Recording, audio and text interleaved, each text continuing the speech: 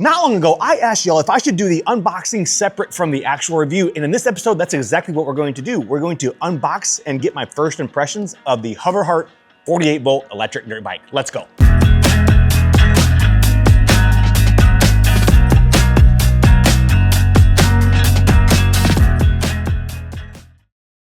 As I open the back of the toy hauler, the very first thing I notice before I even get it out of the box is how heavy this bike is. It's like 140 pounds. This thing is pure steel. I swear, it is heavy. As I show you guys how the bike was packaged, I was a little surprised to see some damage that was on the bike. We're going to cover that here in a second. The bike came perfectly packed. Come in here and check it out. Get a close up. Everything looks really good. The packing was really good, but there are a few things we're going to talk about here in a second. Charge port, cool stickers on the side. I like carbon fiber. Even if it's not real carbon fiber, I like the look of it. It's cool. This bike weighs 140 pounds. Look, I just picked it up with one hand. What other YouTubers do that? I don't know. I can't even name one. I can't.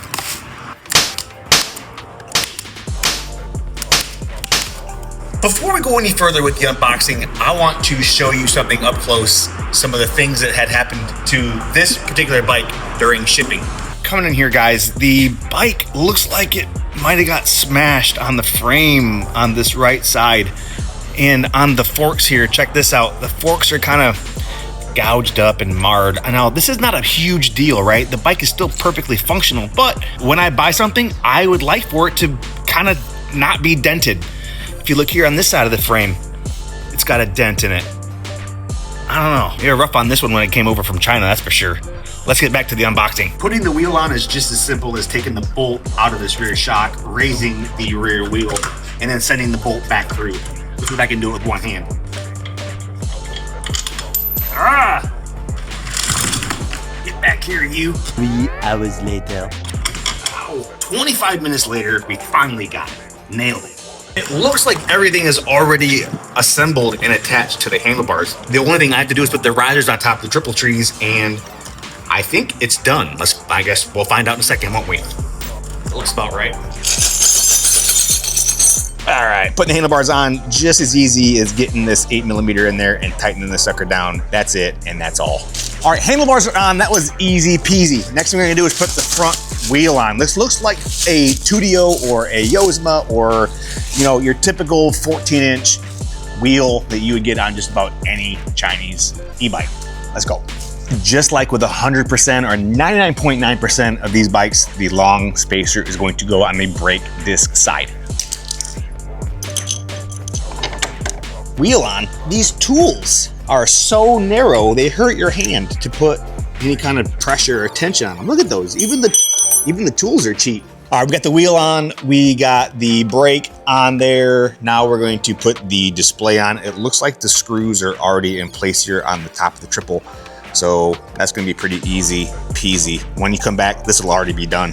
Putting the number plate on is just a single screw through the center here. This guy just kind of sits up here and the screw goes in like every other number plate you've seen on these types of bikes. All right, we got it all put together. That was super easy. I'll give Hoverhearts that. Now my favorite part, the sticker reveal. That has gotta be the biggest warning sticker I have ever seen. Holy mother of warning, warning, warning, warning. Holy mother of God, look at all these warnings. Warning, warning, warning. Nope, just on off, but golly.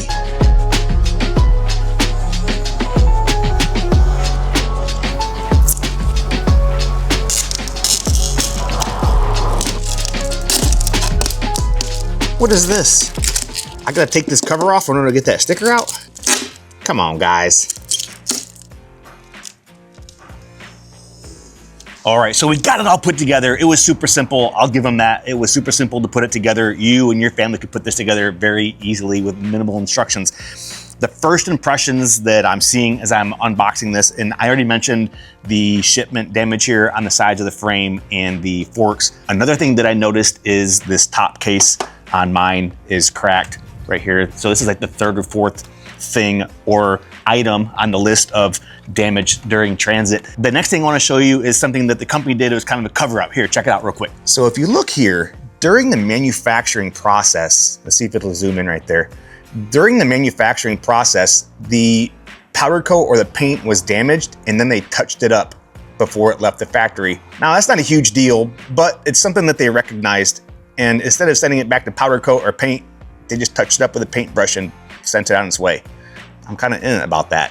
Another first impression here is the welds on the frame. The welds on this bike, especially in this area right here, are total crap. Now, I know maybe I'm being hard on the bike. I know it's a $1,000 bike, but you guys, justice as the viewer, if I didn't give you an honest opinion about what I thought was good and bad, or what could be better or changed, that's why you're here, right? But the welds on this bike, not good. Another first impression that I saw and I wanted to bring you guys' attention is the sticker decals on the side. Well, actually, let me show you. Come over here, let me show you. So coming around on this side of the bike, this sticker decal here, it's like it's peeling off. This sticker is peeling and breaking off of the, I don't know what's going on here. I'm not sure. Anyway, it's worth mentioning. A first impression that I had that's worth mentioning is the controller placement. Now, it's right on the bottom of the bike, where if you're riding this thing off-road, you're gonna be hitting rocks or railroad ties or tree stumps or whatever it is that you're riding. They put the controller right here on the bottom. I don't know, I'm not an engineer or a designer, but I don't know that I would put my controller right there. Another first impression that I had on this bike, guys, is the weight. This thing weighs 150 pounds, I swear. I actually picked it up out of the box with one hand. You saw me do it, that's because I'm super strong and probably the strongest YouTuber on all of the interwebs. It is super, super heavy. Getting it into the back of a car or a truck, or if you wanna move it, it's a pretty heavy bike, just so you know. Now, I know you guys might be thinking, well, Kyle, you're being too hard on the bike. Well, okay, there are a couple things that I do like, okay? I think the style of the bike is pretty cool. I like the way that it looks. I like the color combos. I even like the fake carbon fiber. I don't know, it's just me. Maybe you don't, but it looks cool and I like cool stuff. I like that it has a 420 chain. That's kind of standard now in this market of 48 volt mini bike, pit bike type stuff, 420 chain. That's cool. It's got nice, big, beefy pit bike brakes with hydraulic lines that are steel braided. That's cool. All right, gang, so those are the things that I think could be better or changed, and the things that I think are pretty cool about it's a budget bike. It's definitely the most budget bike of the budget bikes. $900 on the Walmart website. I mean, it's $1,000. Like I was saying, this is an unboxing and kind of a first impressions video. In the next video, we're going to dissect this thing. We're going to take a look at the motor, the controller, the batteries. We're going to measure the suspension and the brakes and do a braking test. We're going to do a speed run. We might race it against the Yosma, the Valtensu, and the Tudio. We'll get my kids out here, let them ride it. We'll get their first impressions. Anyway, guys, if you found any value in the content, please consider liking and subscribing. It takes a ton of time to put these videos together, but I love it and I love you. Thanks for being here. Later.